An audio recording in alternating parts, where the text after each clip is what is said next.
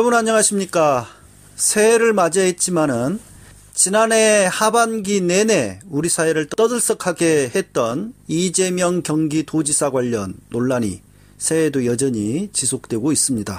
오늘은 한 시민단체가 그동안 이 지사에 대해 여배우 스캔들 의혹 등을 제기하며 공격하던 대표적인 인사 4사람을 명예훼손, 정보통신망법 위반 이런 등등의 혐의로 서울 서초구 서울지검에 고발을 나섰습니다. 그 중심에 우리 방송의 거의 고정 인터뷰이신 유튜브에서 이프레스 채널을 운영하고 계시는 이완규 대표가 있습니다. 오늘은 이 대표와 더불어서 도대체 무슨 이유로 새해부터 이들을 고발을 하고 나섰는지 이야기를 좀 나눠보도록 하겠습니다. 네, 안녕하세요. 이완규입니다. 예, 안녕하십니까. 새해 인사 좀 하시죠, 우리 청취자들한테. 예, 소샘소리 애청자 여러분 안녕하십니까. 새해 건강하시고 소원한 일 모두 다 이루시길 바랍니다. 예, 우리 이완규 대표님도 새해 좋은 일 많이 하시고 또 복 많이 받으시기 바랍니다. 네. 사실 누구를 고발하고 고소한다는 것이 좋은 어떤 소식은 아닌 거 아닙니까?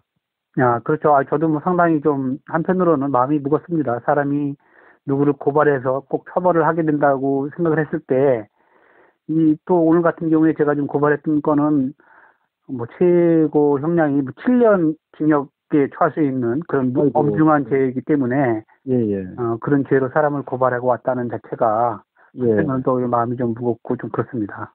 그렇죠. 그런데 우리 이완규 대표님은 이전에 누구를 이렇게 고발하거나 이런 것을 굉장히 자제를 하셨던 분으로 내가 기억을 하고 있고, 네.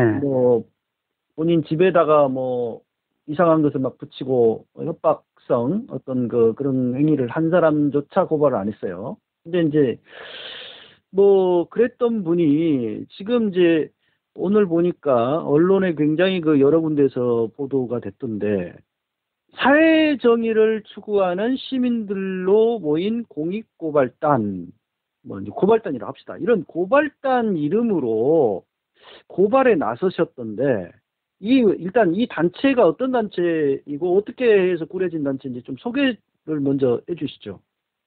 네, 일단 이름은 그냥 공익고발단이라고 지금 저희가 졌는데요. 그 이름은 각자 이렇게 한 사람 한 사람 모여가지고 이런 큰 인원이 된 것이고, 특별하게 무슨 단체를 꾸렸다든지 아직 그런 건 없습니다. 전체적으로 오늘 고발에 나서주신 분들을 이렇게 이름을 하나로 만들다 보니까 공익고발단이라는 것이 생겨나게 됐고요. 이제 그런 모임이 만들어지게 된 것은 이제 어쨌든 작년 12월 중순경부터 좀 이런 작업을 했습니다. 이렇게 제가 하고 있는 유튜브 방송 이프레스에서 이제 방송을 몇 차례 해서 아무래도 지난 2018년도에 있었던 그 지방선거와 관련돼서 그렇게 불륜설로 해서 거의 하반기 내내 그 뉴스를 장식했던 사람들이 결국은 이제 12월 13일 날 그 공직선거법 관련 이제 공소시효가 끝나니까 그것과 동시에 그런 것은 언제 있었냐는 듯이 있고 또 새로운 모습으로 지금 이제 생활을 하고 있기 때문에 그렇게 지방선거 과정에서 그렇게 못된 소리를 했던 사람들은 반드시 이거에 대해서는 좀 확실하게 매듭을 지어야 되겠다. 그래서 거기에 대해서 다시는 그런 허황된 소리로 거짓으로 공직선거에 나간 그런 후보자라든지 그런 사람들을 음해하는 일이 있으면 안 되겠다. 그런 것 때문에 이제 고발을 나서게 된 거죠. 그러니까 작년에 이제 검찰이 일부 혐의에 대해서는 혐의 없음 결정을 내리고, 그다음에 일부 혐의에 대해서는 좀 기소를 했죠. 이재명 지사에 대해서 말이요. 네. 그러니까 이제 예를 들면은 여배우 불륜설이 사실 대중들한테는 핫한 이슈였어요. 네. 근데 그 부분에 대해서는 무혐의로 이렇게 처리를 한 걸로 기억이 되는데, 그런 어떤 것을 제기한 사람들에 대해서 책임을 묻겠다 이런 차원이네요. 그러니까. 네, 그렇습니다. 왜냐하면 그게 뭐 아시다시피 그 특히 그 공지영 씨 같은 사람이 나서가지고 그분은 그 트위터 팔로워가 100만 명이 넘는 그 아주 유명한 사람이란 아, 말입니다. 그렇죠. 예, 예. 예. 작가로서도 유명하지만은 뭐 파워 트위터리안으로서 뭐 예, 대단한 역할을 한 거죠. 나가죠. 예. 그런 분이 이렇게 글을 쓰게 되면 뭐 리트윗이 3,000회가 넘어가고 막 그 정도로 지금 그 큰 파장을 일으켰었는데 그런 사람이 막 같이 어울려가지고 공격을 하니까 사실은 그때 당시에는 이재명 도지사가 꼼짝없이 그냥 뭐 그 당하는 형국으로 될 수밖에 없었어요. 예. 그랬는데 결국은 이제 12월 11일 날 최종적으로 이제 검찰이 판단을 했잖아요. 근데 12월 1일 날 경찰에서 그 불륜설에 대해서는 결국은 이제 불기소 의견으로 검찰에 송치를 한 것이고. 아, 경찰에서 이미 불기소 의견으로 송치를 했네요. 예, 예. 그러니까 왜냐면 그때까지 아무리 증거를 뒤져봐도 그다음에 뭐 그쪽에서 증거를 제시한 게 없으니까 그 불륜설을 입증할 만한 증거가 없었던 거예요. 그러니까 이제 그것을 검찰에 보냈고 불기소 의견으로 그다음에 검찰에서는 최종적으로 그 불기소를 결정 지은 거죠. 아, 그러니까 증거가 전혀 없었습니까? 뭐 그때 뭐 사진도 공개하고 뭐 그냥 낙지를 같이 먹었고 뭐 난방비가 얼마가 나왔고 뭐 할 이야기 다 했었는데. 그런 게 다 거짓말인 거죠. 그 중에서 만약에 하나라도 예. 이것이 만약에 이재명 도지사와 그런 불륜 관계를 입증할 만한 증거가 단 하나라도 나왔다고 하면 당연히 그 검찰에서는 경찰에서는 기소를 했죠. 그렇게 오랫동안 나름 그 어떻게 보면은 같이 이렇게 자주 만나고 뭐 했는데 어떠한 그 어떤 흔적이 없는 겁니까? 그냥 뭐 그런 흔적이라는 게 사실 뭐 연인 관계가 뭐 몇 년 동안 지속했다고 하면 그때 뭐 문자를 나눴다든지 뭐 통화 기록이 있다든지 아니면 뭐 하다못해 주위에서 누구 봤다든지 그런 사람들이 있을 거 아닙니까? 그렇죠, 예. 그런 게 아무것도 없다는 거죠. 그리고 결정적으로 자기가 이제 그 내세웠던 게 무슨 뭐 인천의 바다에서 낙지를 먹고 그때 뭐 사진을 찍어주고 이제 뭐 그런 얘기를 했지 않습니까? 그러면서 거기에 뭐 낙지를 먹은 것을 그때 당시에 이재명 도지 변호사가 신용카드로 계산했으니까 그 신용카드 영수증을 찾으면 증거가 된다. 뭐 이런 식으로 얘기를 했었는데 말짱 거짓말인 거죠. 그런 사실들 자체가. 어떠한 증거도 입증된 바가 없다. 예, 단 하나도. 아, 그렇게 해서 이제 그거는 그 혐의 없음. 예. 예. 일단 그 지난해에도 그 김부선 여배우 김부선 씨를 비롯해서 좀 고발을 했어요. 근데 예. 공익고발단의 그 고발이 하루 만에 각하가 돼서 뭐 고발을 추진한 이 대표도 당황해하고 뭐 그랬던 예. 그 기억이 있고. 예. 근데 왜 또다시 고발에 나섰는지, 그리고 또 지난해 고발과 어떤 내용이 좀 달라졌는지 좀 궁금하거든요. 일단 그 지난해 고발은 저희가 고발장을 접수한 게 12월 10일 날 고발장을 접수했어요. 네. 그러니까 네, 공소시효가 거의 뭐 예. 며칠 안 남기고 이제 고발한 거죠. 예. 그러니까 13일이 공소시효 만료였죠. 공소시효인데 이틀 뭐 남겨놓고. 어쨌든 경찰에서 그때 11월 2일 날 네. 그 3건만 기소 의견으로 송치했어요.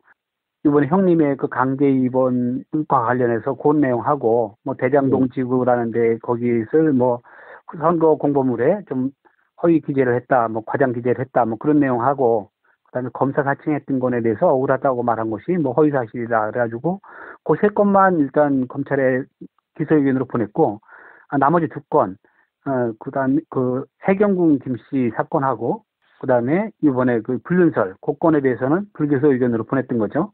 네.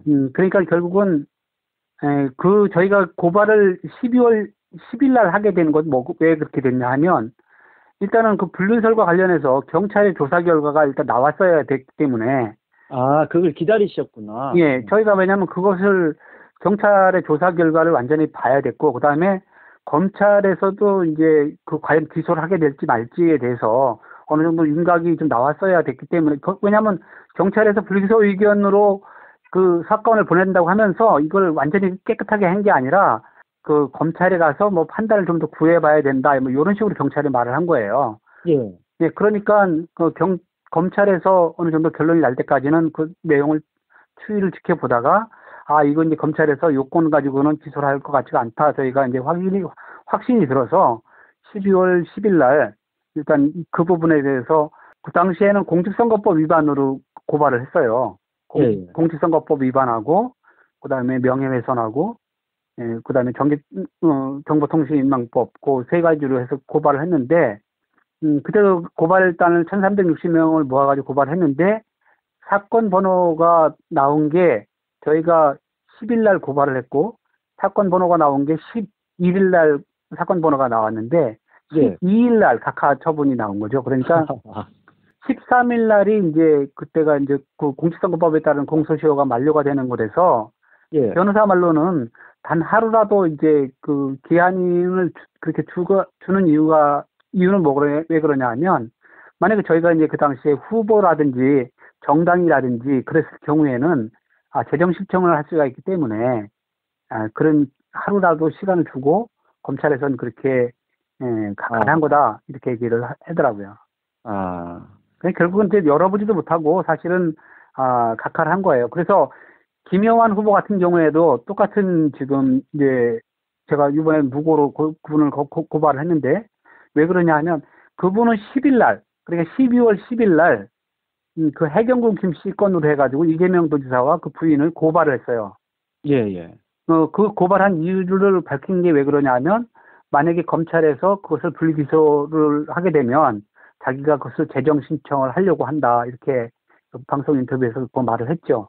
예, 그분이 재정 신청을 언급했죠. 예. 예, 그러니까 그렇게 결국은 검찰에서 11일 날이나 12일 날 그거에 대해서 불기소할 거라는 것을 이미 어떻게 뭐 알았든지 느낌을 알았든지 그런 느낌을 가지고 그 불륜설에 대해서라든지 그다음에 그 해경군 김씨 그 트위터 계정 그 건과 관련해서도 이재명 지사한테 결국은 죄가 없다는 것을 잘 알고 있는 김영환 후보가 결국은 그런 법에 그것을 이용을 해가지고 다시 고발을 한 거죠. 그래서 이번에 이제 무고죄로 고발을 넣은 겁니다. 무고죄를 추가해서 김영환 후보하고 그다음에 김부선에 대해서는 김부선은 9월달 정도에 그때 이재명 도지사를 고발했다가 나중에 뭐 취하를 했다고 했는데 어쨌든 그 고발했던 건이 있으니까 그 건과 관련해서 김부선과 김영환 후보는 무고죄를 추가해가지고 고발을 하게 된 겁니다.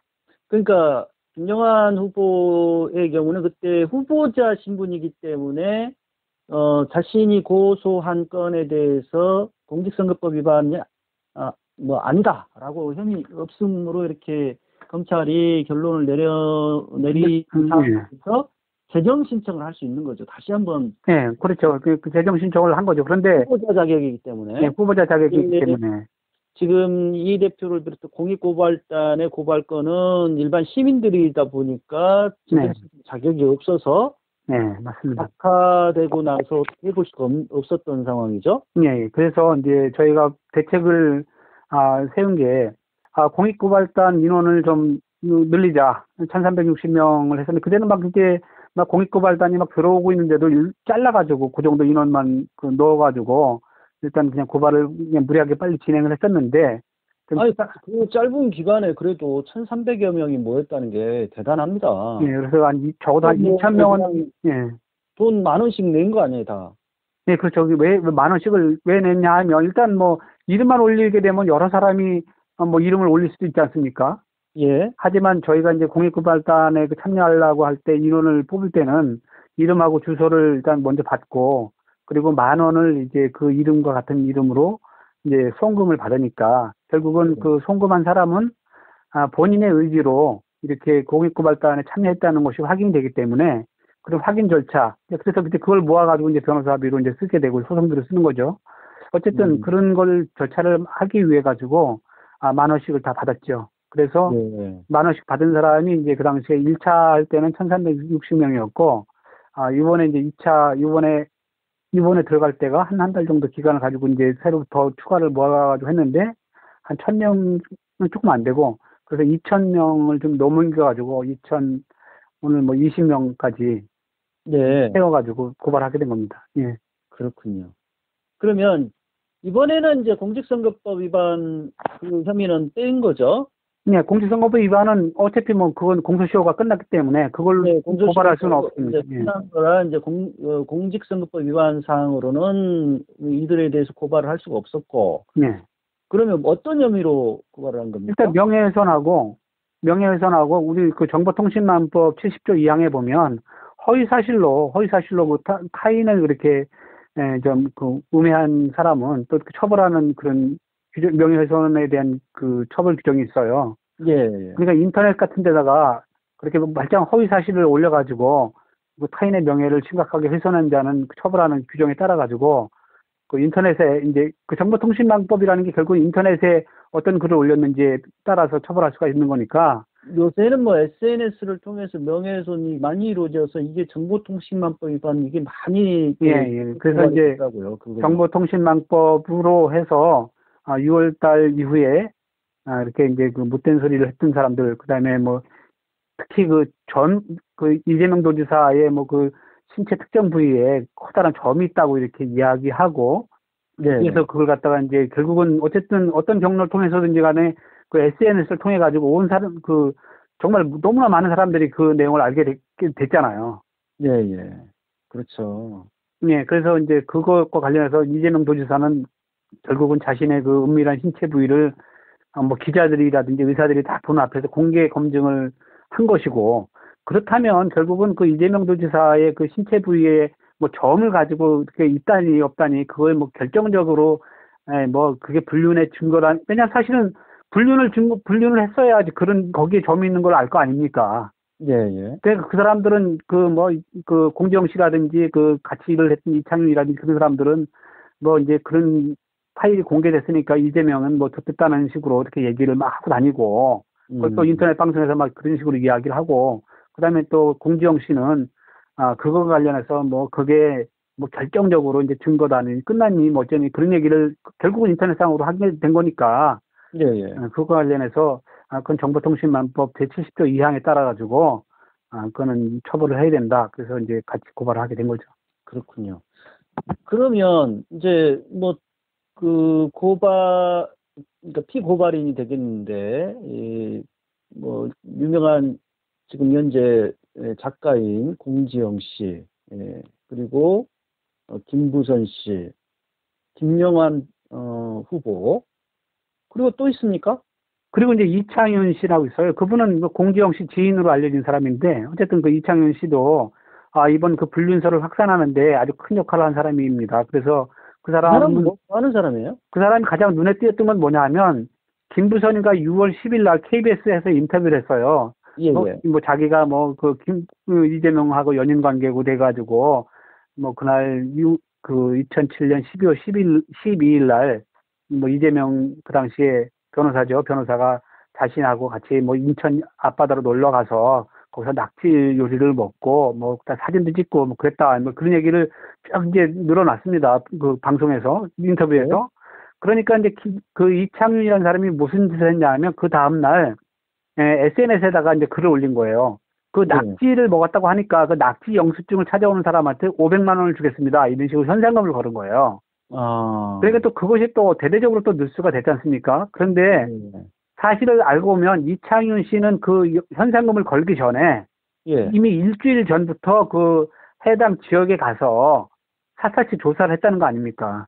조사를 해가지고 그 낙지 영수증이라는 게 그 존재할 수가 없다는 내용을 미리 다 확인을 한 이후에 그런 식으로 이제 영수증이 있다는 식으로 영수증을 찾아오는 사람한테 본인이 이미 그게 영수증이 없다는 것을 확인해놓고 그렇죠. 확인을 다 해놓고 그리고 나서 이제 그걸 또 자랑스럽게 자기 그 페이스북에다가 어떤 분하고 얘기를 하면서 이제 글 써놓은 거예요. 자기가 거기 사전에 가서 이제 뭐 일주일 동안 거기 머무르면서 그것이 있는지 없는지를 확인해 봤다는 식으로. 아니 그러면 그분은 그런 게 그러니까 그 어떤 여배우 불륜설 그렇게 인천 어디에서 낙지를 먹고 이게 다 거짓말이라는 사실을 알기 때문에 오히려 그걸 현상금을 건 거 아닙니까? 그렇죠. 이제 아니 그러니까 그리고 원래 그 사람이 지사를 오히려 옹호하기 위한 행위가 아닐까요? 그건 아니고요. 왜 그러냐면 이재명, 그 당시 어쨌든 간에 그 이재명 도지사와 관련돼서 그 뭐 낙지 영수증, 지금도 뭐 이재명 도지사를 뭐 낙지를 먹었니, 가지고 낙지사 지금 그렇게 놀리고 있는데, 아, 예. 어쨌든 그 이재명 도지사를 은혜할 목적이 다분한 거예요. 왜 그러냐면, 그걸 좋게 봐줄 수가 없는 게, 그 이후에도 그렇고, 쭉 그 사람이 했던 그 행동을 봤을 때는, 예. 당연히 그 당시에 그리고 또 이창윤이라는 사람이 같이 움직였던 사람이 공지영 씨하고 같이 움직였던 사람이란 말입니다. 아, 이창윤 씨가 이제 공지영 작가랑 뭐 같이 움직였다. 예, 같이 이제 활동을 했던 사람이라고요. 그러니까 왜 그러냐, 왜 그걸 알게 됐냐 하면, 예. 그 이창윤이라는 사람이 나중에 그 팟캐스트, 인터넷 방송, 팟캐스트 방송, 펀치라는 방송에 나와가지고 인터뷰를 한 게 있어요. 그게 10월 5일 날 인터뷰를 했는데, 그 내용에 보면 자기가 그 공지영 씨와 김부선과의 그 전화 통화를 결국은 이제 하게끔 이렇게 중간에서 역할을 한 사람 중에 하나가 이제 이창윤인데, 아하. 무슨 얘기를 하냐 하면, 사실 그전에는 통화를 하기 전까지는, 그렇게 김부선이가 말하는 불륜설에 대한 그 결정적인 증거가 없더라. 없더라. 그러니까 이제 결국은 이제 어디선가 들었을 걸로 저는 추정을 하는데, 그 신체 부위에 무슨 점이 있다는 얘기를 아마 김부선이가 무슨 흘렸던 모양이죠. 그러니까 그 내용을 확인해가지고 녹음을 하려고 그 김부선과 그 공지영과의 통화를 그때 처음 통화였어요. 그 처음 통화를 이렇게 주선을 하고, 그리고 공지영에게 통화를 하면서 전화 통화 녹음을 하라. 이거를 제안한 사람이 바로 이창윤 씨고, 그리고 그러니까 이분이 공지영 씨랑 같이 움직였던 사람이고, 그러니까 본래 직업이 뭐예요? 직업은 시인이라고 그러는데 난 시인인지 모르겠는데, 또 들리는 얘기로는 이렇게 왜 병원에 이렇게 좀 행정실 비슷하게 이렇게 그런 일을 한다는 걸로 알고 있는데, 정확하게 그 사람이 뭐 하는 사람인지 모르겠어요. 시인이라면은 공지영 씨랑 작가로서 서로 교류가 있었겠네요. 그러니까 어쨌든 공지영 씨의 지인으로 알려져 있고, 그다음에 6월 1일 날 통화를 김부성 하기 전까지는 김부선과 공지영과 거의 한 팀으로 움직인 사람이다. 저는 그렇게 알고 있습니다. 그렇군요. 그러니까 이제 대표적인 인사다 보니까, 저는 이제 사실 이창윤 씨는 좀 상당히 생경한 사람이거든요. 이분까지 포함시켜서 고발을 한 거군요. 팔팔하게 달려요. 88 대리운전 061-681-8888 1,000원씩 기부하는 대리운전 88 대리운전 061-681-8888 팔팔하게 달려요. 88 대리운전 061-681-8888. 그리고 왜냐하면 그분이 꼭 들어가야 되는 것이, 그 녹음 테이프를, 전화 파일을, 음성 파일을 공지영한테 받아가지고 그거를 제3자한테 또 다른 사람들한테 배포한 사람이 바로 그 이창윤 씨예요.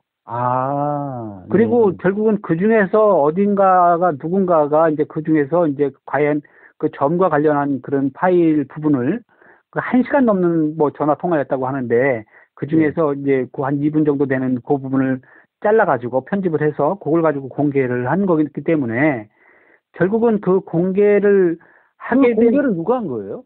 그거는 이름도 낙지사 어쩌고저쩌고 하면서 그 트위터에다가 어떤 사람이 올렸는데, 그 사람은 서로 다들 모른다고들 얘기하죠.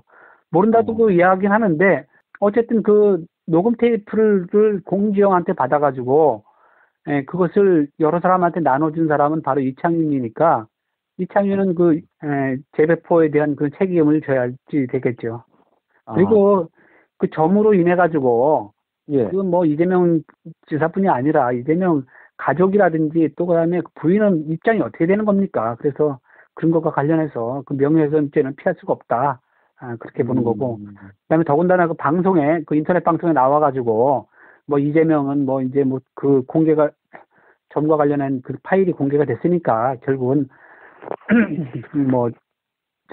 좋겠다 이런 식으로 말을 하니까, 그 말 자체로도 결국은 공연성이 확보가 되는 거죠. 이렇게 여러 사람한테. 그것도 팟캐스트 방송 그 펀치라는 게 상당히 순위가 높아요. 종합순위가. 그렇습니까? 30위권, 종합순위가 30위권에 오르락내리락하는 그런 방송이었으니까. 이분이 계속 거기에 나와서. 중요한 작년에 그 선거와 관련해서 특히 그 녹음 테이프와 관련돼서는 뭐 공개할 듯 말 듯 하면서 이렇게 여러 차례 그것을 방송에서 이야기를 했죠. 그렇군요. 네, 마치 근데 뭐 큰 걸 가지고 있는 것처럼. 검찰이 그런 여배우 불륜설 뭐 이런 것들에 대해서는 이제 혐의 없음 결론을 내렸고, 그렇게 한 뒤에 김부선 씨가 조금 지나서 뭐 이 지사가 이제 김부선 씨에 대해 서현증 환자다 뭐 해가지고 뭐 그런 언급을 한 거에 대해서 고소를 했었는데 그것을 취하를 했죠. 네, 그때 강용석 변호사하고 또 한번 퍼포먼스를 했죠, 그때. 네, 그 취하를 하면서 뭐 더 이상 뭐 이런 일에 뭐 관여하지 않겠다라는 언급을 했던 걸로 기억을 하는데. 근데 이제 그게 이제 고발을 하면서 결국은 자기가 연인 관계라는 것을 증명하기 위해서 고발을 한 거잖아요. 예, 예. 자기가 이제 기자들한테도 그런 얘기 했습니다. 연인 관계였는데 뭐 어쩌고저쩌고 얘기를 하면서 그렇게 얘기했다. 그게 자기 명예를 뭐 훼손했다. 뭐 이런 식으로 해가지고 고소인지 고발을 했는데 그 관련해서도 결국은 연인 관계가 아니라는 게 드러난 거잖아요. 네. 이재명 도지사와 자기는 연인 관계가 아니고, 그러니까 그 건과 관련해서 책임을 져야죠. 그렇게 무고한 사람. 그러니까 김부선 씨는 그렇게 이제 허언증 환자라 했던 그거에 대한 이런 것도 취하를 했고, 또 공지영 씨도 뭐 조금 사과 비슷한 어떤 언급을 트위터에 했던 걸로 기억을 하는데, 그 사과는 뭐 돌 맞는 사마리아 여인 뭐 그 얘기하면서 예, 예.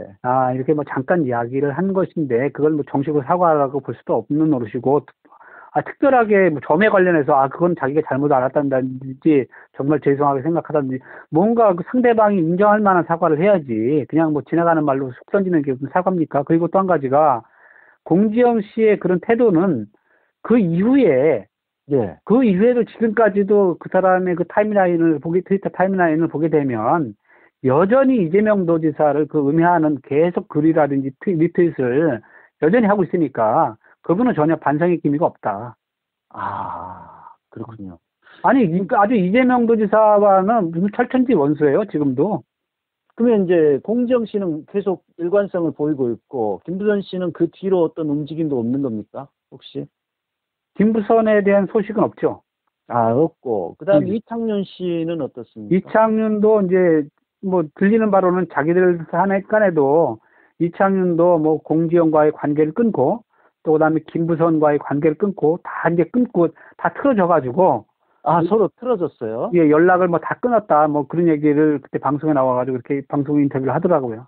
김영환 전 후보의 경우는 계속해서 뭐 재정 신청을 하고 계속 이 문제. 네, 그분은 뭐 해경궁 김씨건으로도 재정 신청을 하고 그다음에 자기가 고발했던 건에 대해서도 재정 신청을 쭉 한 걸로 알고 있는데 그분은 그때 당시에 이재명 도지사 측에서 고발을 했었어요. 고발을 했었는데 경찰에서는 그때 김영환 후보가 하는 말을 이제 그대로 들어들은 거죠. 그러니까 뭐 착각을 자기가 잘못 말한 것은 맞는데 자기가 착각을 해서 그런 말을 했다. 이제 이런 식으로 이야기를 했다고 해서 결국은 이제 뭐 무혐의로 풀어줬는데 그게 무엇을 착각을 해가지고 그렇게 잘못 말을 한 건지 명확하게 구분을 줘야죠. 그분이 착각을 해서 말을 했다는 것은 딱 한 가지밖에 없을 겁니다. 왜냐하면 그때 노무현 대통령이 돌아가신 날을 5월 22일 날이라고 그때 계속 주장을 했었어요. 김영환 후보가.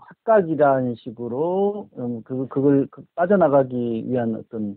예, 그러니까 5월 22일 날로 말한 것은 착각이라고 뭐 자기가 날짜 잘못 알아가지고 잘못 말했다고 그걸 할 수 있지만 그 말 전에 뭐 노무현 대통령이 돌아가셨는데 뭐 옥수동 집에 같이 거길 뭐하러 가느냐 옥수동 집에 가 있으라고 이재명 당시 그 변호사가 그런 식으로 이야기를 했다. 그렇게 말한 부분에 대해서는 명확한 답변이 없는 거잖아요. 예. 그거는 말짱 거짓말이걸라요. 그 자체가. 자, 아무튼 참 남녀 문제 또 특히 여기서 우리 정 목사님도 예, 이거를 남녀 문제로 얘기를 하면 안 돼요. 이게 남녀 문제니까 알 수 있고 모를 수 있는 게 문제가 아니라 이건 어떠한 한 정치인에 대해서 그 어떻게 보면 그 말도 안 되는 허위 사실로 공격을 했던 내용이지. 아, 그러니까 제가 지금 말하려고 하는 게 예, 이게 무슨 남녀 간의 예, 이런 남녀 문제에다가 여배우, 또 이제 어떤 불륜, 뭐 이런 식으로 가니까 사람들이 굉장히 그것도 이제 대선 주자로 나섰었던 그 이재명 지사, 의 문제다 보니까 많은 사람들이 이 문제에 관심을 가지고 도대체 뭔가 있나 보다 했는데 결국 탈탈 털었는데도 무혐의. 그러니까 이제 이런 일이 재발돼서는 안 된다. 지금 그런 차원이. 예, 예. 그렇죠. 이게 왜 그러냐면 생각을 해보시라고요. 이게 선거가 6월 13일 날이었어요. 6월 13일 날. 예, 예. 그런데 이 김두선이가 6월 10일 날 KBS 9시 뉴스에 나와가지고 아, 김두선과 이재명이 뭐 불륜 관계다. 이제 이런 식으로 이야기를 쭉 이제 구구절절하게 한 몇 분 동안, 뭐 4, 5분 동안 이야기를 하고, 그 다음에 또 거기다가, 그리고 그 불륜의 증거는 뭐 자신이다. 뭐 이런 식으로 얘기를 했는데. 선거 사흘 전에 그 KBS가 인터뷰한 것 자체가 문제가 있는 거 아닌가요?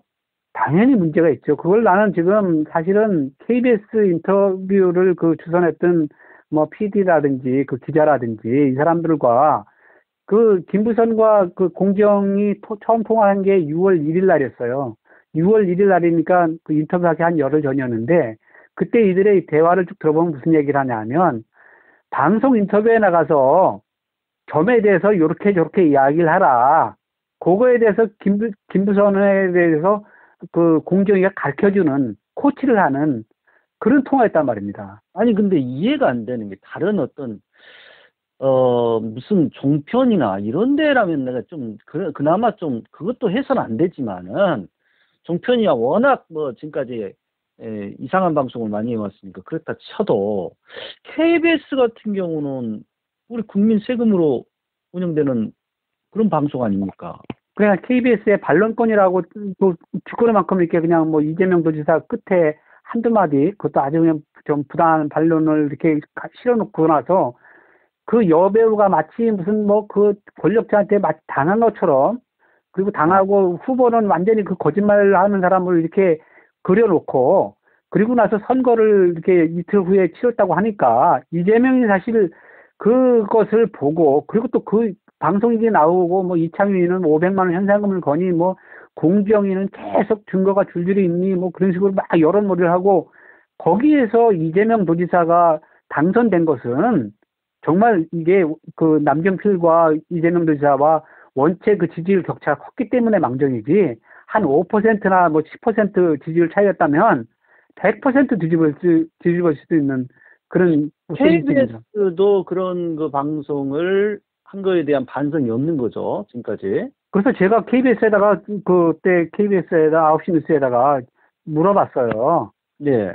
당신들 도대체 그리고 또 왜냐면 9시 뉴스에 이제 인터뷰가 이제 김부선이 가서 어떤 내용을 인터뷰할 거라는 것을 사전에 그 전에 또 공지영 씨한테 이렇게 알려줬다는 내용을 보입니다. 그 뉴스 인터뷰를 어떤 걸 할 거라는 것을. 그러니까 공지영은 또 그걸 받아가지고 한 뉴스 나오기 3시간 전부터 계속 그 트위터에다 그런 내용을 올렸던 거예요. 어떠한 내용에 대해서 이제 인터뷰를 한다. 지금까지 이제 지내놓고 보니까 복기를 좀 해보면 SBS 그것이 알고 싶다 뭐 방송 그때 이 정말 그 이재명 지사를 정면 아주 겨냥을 해가지고 타겟으로 해서 또 방송을 하고 KBS 그렇게 방송하고 방송들이 더 난리를 했다는 생각이 드네요. 방송 뭐 KBS는 뚜렷하게 봤을 때는 그 9시 뉴스 이제 일단 뭐 그거 하고 어쨌든 방송 그 내내 그 선거 기간 내내 이재명 도지사에 대해서는 뭐 집중 포화를 한 거죠 결국은. 그러니까요. 그리고 이후에도 뭐 그것이 알고 싶다는 7월달에 이렇게 방송을 했던 건데 그때 7월달에 조폭과 관련돼서 막 그 이재명 도지사를 막 엮으려고 막 그랬던 건 왜 그러냐면 6월달에 6월 13일 날 그때 선거가 끝나고 나서 그 어쨌든 고발이 들어간 거잖아요. 바른미래당 측에서 이재명 도지사에 대해서. 네. 그 조폭과 관련이 없다. 이제 그렇게 이야기한 것을 그 허위 사실을 말을 했다. 방송 토론에서. 예. 그걸로 걸었기 때문에 그 이후에 SBS가 그렇게 막 그냥 뭐 잡듯이 막 공격을 했싸우면 결국은 그것이 경찰 수사에 이후에 검찰 조사에 영향을 안 미칠래 안 미칠 수가 없잖아요. 그것이 조금이라도 진짜 관여가 돼 있고 사실이라면 그런 목적이 있다고 나는 보는 겁니다. 그러니까 그 사람들이 그냥 뭐 선거가 끝났는데 왜 저렇게 방송을 해 이게 아니라 선거 그 소송에 걸려 있기 때문에 재판이 걸려 있기 때문에 그 재판 그 고발에 영향을 미치기 위해 가지고 계속 그 연타로 방송을 하는 거죠. 아, 그러니까요. 어떤 뭐 개인보다는 방송의 힘이라고 하는 것이 또 정말 훨씬 더 막강하기 때문에 방송에 대한 책임들, 잘못된 방송들에 대한 책임을 또 묻는 것도 좀 필요하지 않는가, 뭐 이런 생각이 좀 드네요. 그럼요. 예. 자, 내일부터 그 이재명 경기지사 그 재판이 시작된다는 소식이 있더라고요. 네, 내일부터 하죠. 예, 2시부터. 네, 어떻게 2시에. 그 전망을 하십니까? 저는 뭐, 사실은 뭐 제가 이재명 전문가는 아니지만, 그래도 선거 기간 중에 아니면 또 그 이후에도 계속 이재명 도지사와 관련된 기사들을 쭉 스크랩을 하고, 그 다음에 또 기사를 쓰고, 그러다 보니까, 어떻게 보면 전망을 할 수는 있다고 저는 생각을 합니다. 그런데, 이번 재판은 사실은 하나만 한 재판이에요. 그건 하면 할수록 어떻게 보면 이재명을 더 키워주는 재판이지, 그걸로 해서는 절대로 이재명을 꺾을 수 없다. 나는 그렇게 지금 보고 있습니다. 그 정치 구단이라고 알려진 박지원 의원은 지난번 검찰 그렇게 그 뭐 발표 수사 결과 보고서 이재명 지사가 뭐 어려운 어떤 터널을 뚫고 나와서 뭐 더 커졌다고 뭐 했던가 뭐 아무튼 좀 상당히 그 기회가 있는 어떤 정치인으로 그렇게 오히려 그 격찬을 한 언급이 있었어요.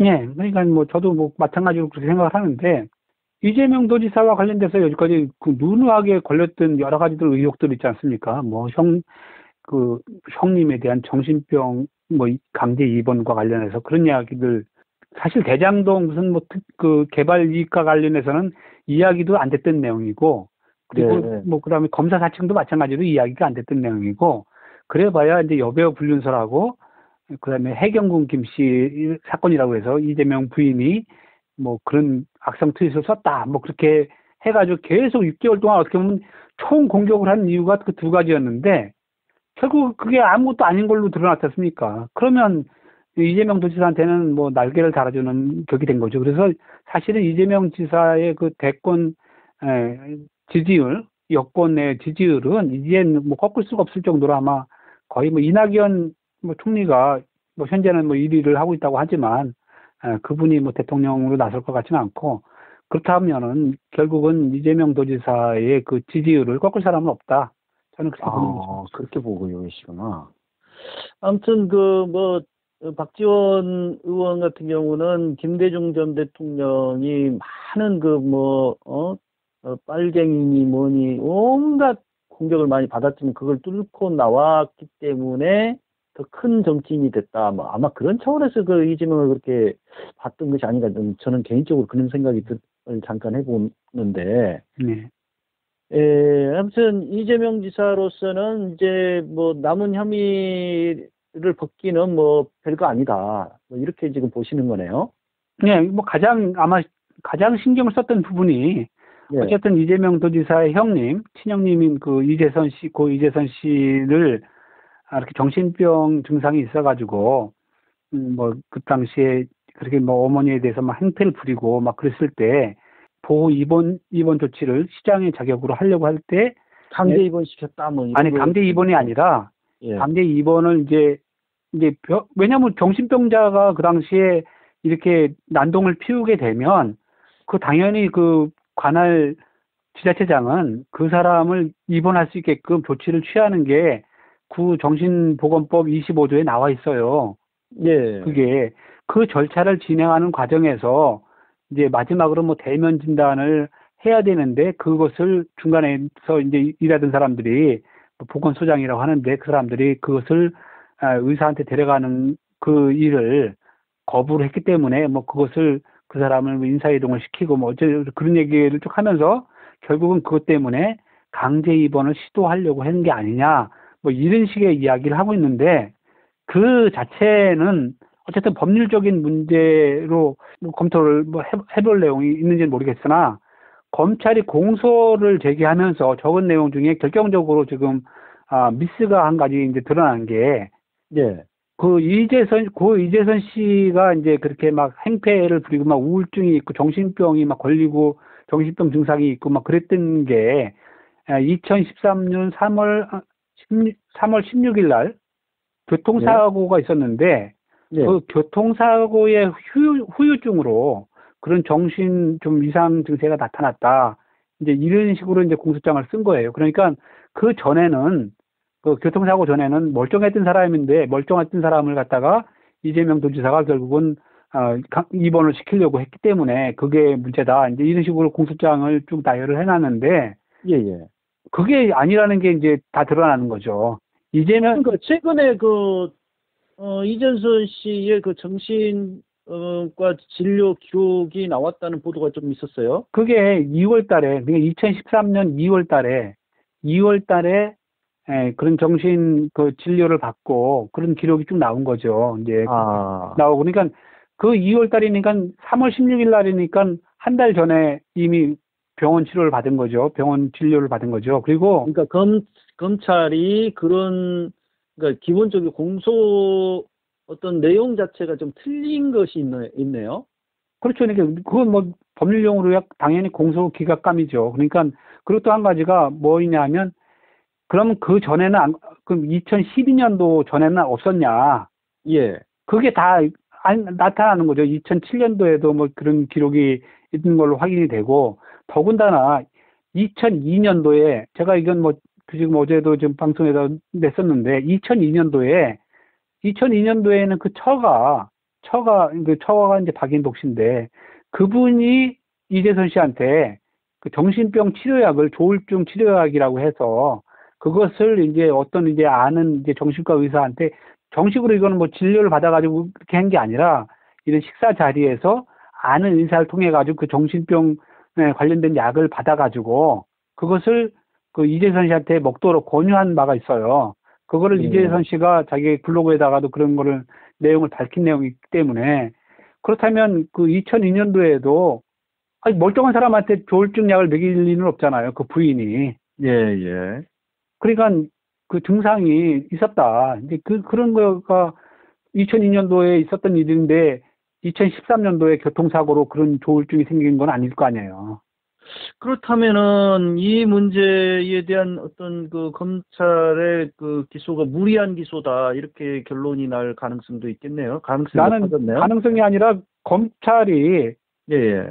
내일 재판서부터 그 형님에 대한 그 강제 입원 건이 주 쟁점으로 될 걸로 지금 생각을 하고 있었는데 예.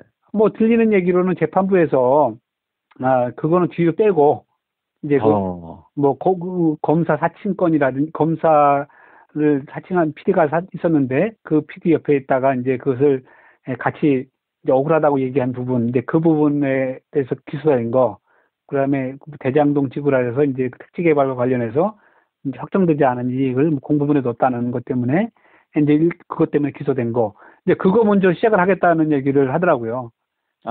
정작 이게 관심이 있는 거는 사실은 그거는 뭐 정무사님도 선거 관련된 기사 같은 걸 많이 쓰시지만 선거 공보문을 작성하려면 다 일일이 다 선관위에다가 다 가서 물어보고 이거 넣어도 됩니까? 저거 넣어도 됩니까? 다 이렇게 물어보고 확인해서 그 선거 공보문을 만들고 그 공보문을 만들어가지고 배포하는 거는 후보자가 직접 하는 게 아니잖아요. 그건 선관위에서 다 그렇죠. 예. 우편으로 다 보내주고 그러는 거지 않습니까? 그러니까 그것과 관련해서도 이재명 도지사에 대해서 책임을 묻긴 어려울 거다.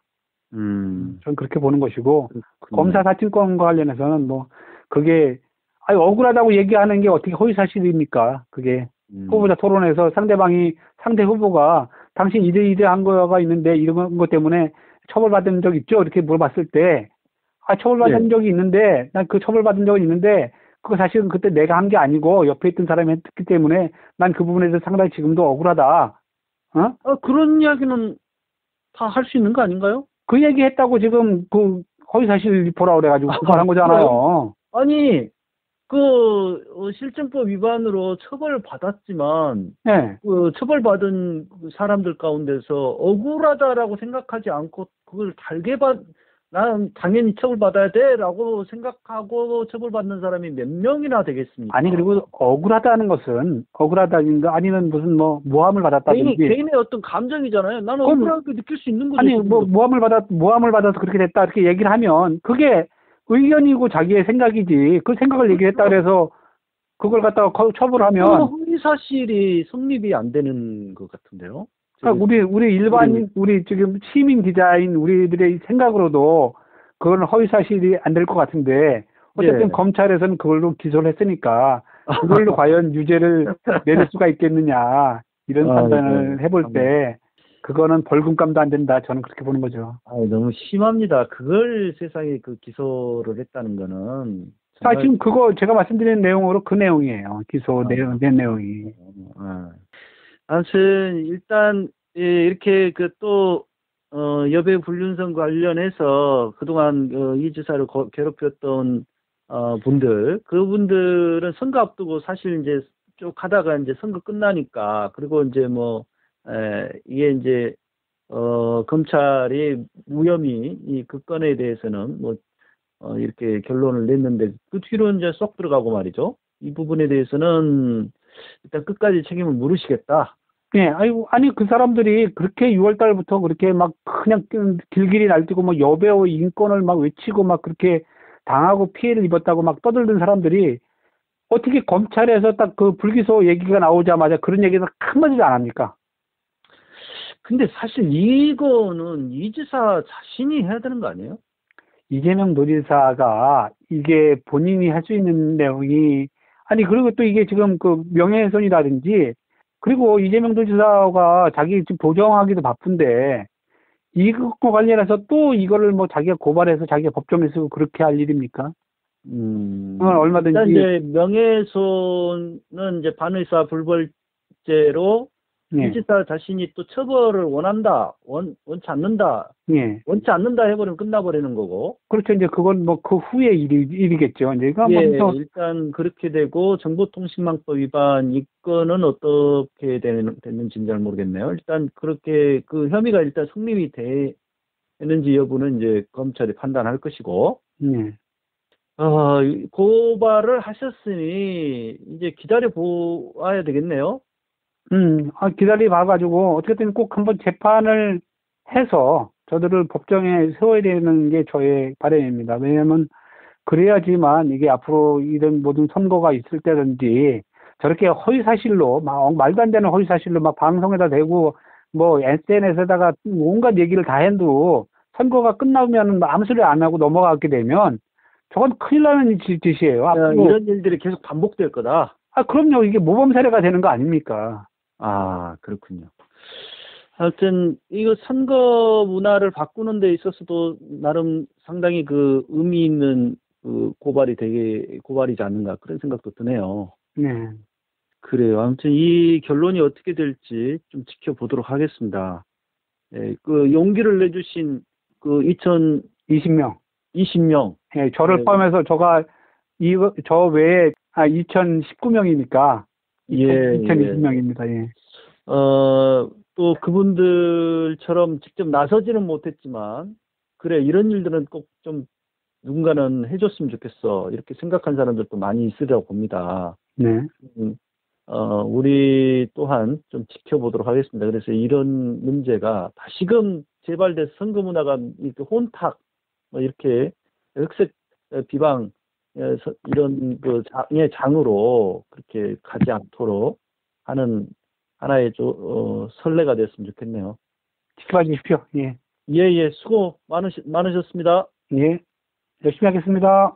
예.